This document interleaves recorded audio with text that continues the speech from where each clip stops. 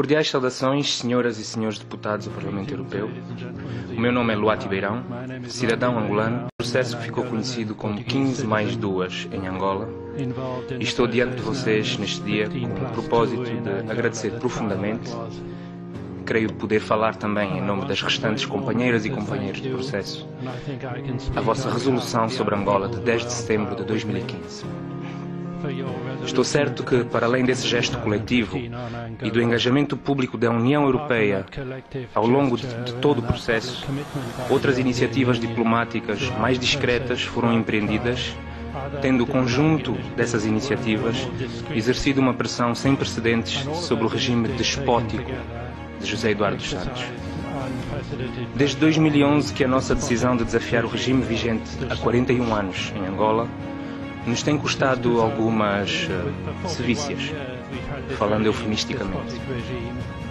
Detenções temporárias, aliciamentos, agressões físicas, armadilhas institucionais, julgamentos fantoches resultando em condenações vergonhosas, perseguições de toda a sorte, ameaças de morte, desaparecimento forçado, assassinatos. Lembro e homenageio aqui Isaías Cassulo e Alves Camoling, que cometeram o pecado capital de tentarem se manifestar e pagaram por isso com a vida. Ambos assassinados em 2012, friamente pela Segurança de Estado e pelos Serviços de Investigação Criminal. O primeiro com 2 tiros e o segundo asfixiado com um saco de plástico na cabeça e atirado seguidamente aos crocodilos. Lembro e homenageio aqui o engenheiro Hilbert Ganga, assassinado em 2013 por um elemento da Guarda Presidencial com um tiro pelas costas. O seu crime, colar cartazes apelando a uma manifestação em repúdio ao assassinato dos 2 jovens anteriormente citados, num bairro próximo do Palácio Presidencial.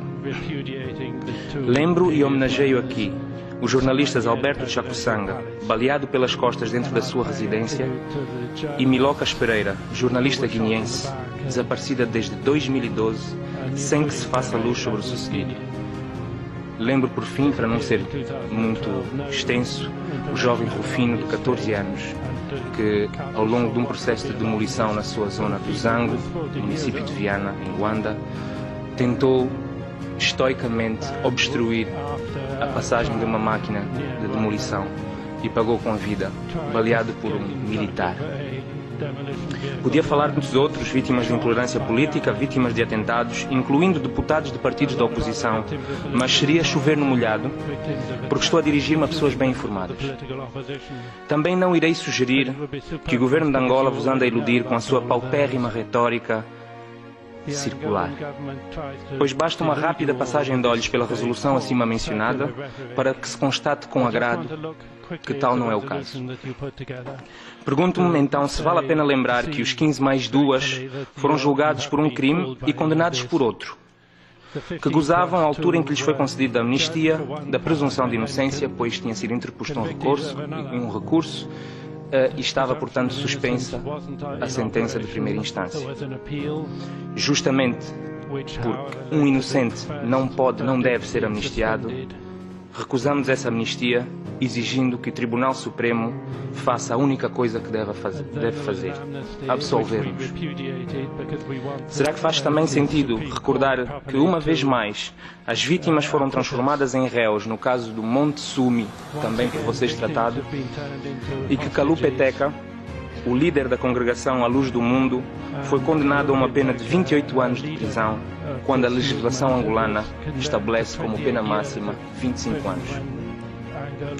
Aos 23 de julho de 2012, a União Europeia assinou com Angola um documento intitulado Caminho Conjunto União Europeia-Angola, no qual Angola se compromete, entre outras promessas vãs, a promover o respeito pelos direitos humanos. Enquanto esses acordos eram discutidos e assinados, em Luanda, indivíduos de índole inquestionável, como o então secretário-geral do partido BD, Filomeno Vieira Lopes, eram violentamente agredidos com barras de ferro por milicianos ao serviço do regime angolano. Filomeno teve o seu braço esquerdo quebrado em 5 pontos diferentes, sendo o autor da agressão galardoado com 5 minutos de tempo de antena, 1 minuto por cada osso, parte do seu osso partido, no noticiário principal da televisão pública, para se gabar do seu feito.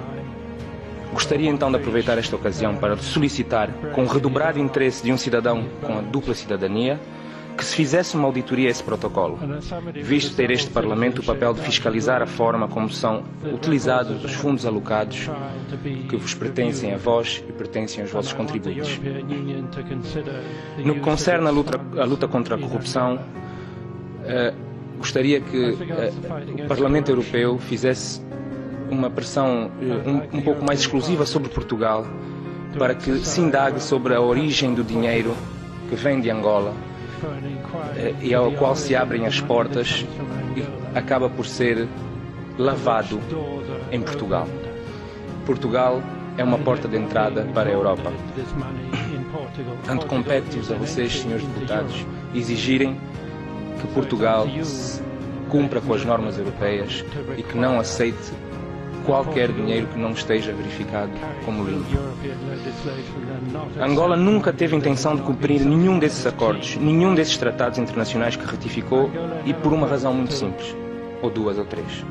Finge ser bem intencionada e estar no caminho da democratização, ganha tempo e respeitabilidade, e sabe que jamais algo lhe sucederá, pois tudo o que os parceiros podem fazer é insistir, voltar a insistir e insistir outra vez nas recomendações que lhe são dirigidas, ano após ano, sem que se cumpra. Senhoras e senhores deputados, 2017 é um ano de eleições em Angola.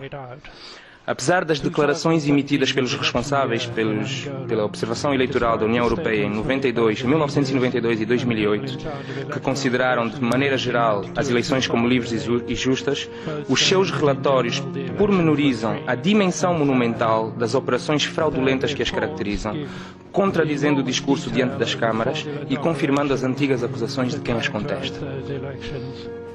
Em 2012, a União Europeia não foi convidada. Aparentemente, na nossa arrogância costumeira, a democracia angolana está madura o suficiente para carecer de observadores para a legitimarem. Pois bem, adivinham-se como é hábito em ano de eleições, o aumento da intolerância política, de perseguições, de agressões, detenções arbitrárias, execuções sumárias, enfim, um recuo substancial das liberdades fundamentais. Agradecemos que, no caso da nossa madura democracia, dispensar uma vez mais a vossa missão de observação, estejam pelo menos atentos e que acompanhem os esforços de todos que no terreno continuarão a arriscar a pele em nome da transparência, da liberdade e dignidade humanas. Termino agradecendo à ACAT, a associação francesa que me trouxe a Paris e a Bruxelas, pelo esforço empreendido para dar visibilidade à nossa luta, a Noémia por ter facilitado este encontro, as deputadas e deputados aqui presentes por me emprestarem pacientemente os seus ouvidos e muito particularmente as deputadas Ana Gomes e Marisa Matias por terem propiciado este momento e pelo que têm feito pela Angola dos proscritos. Muito obrigado a todos.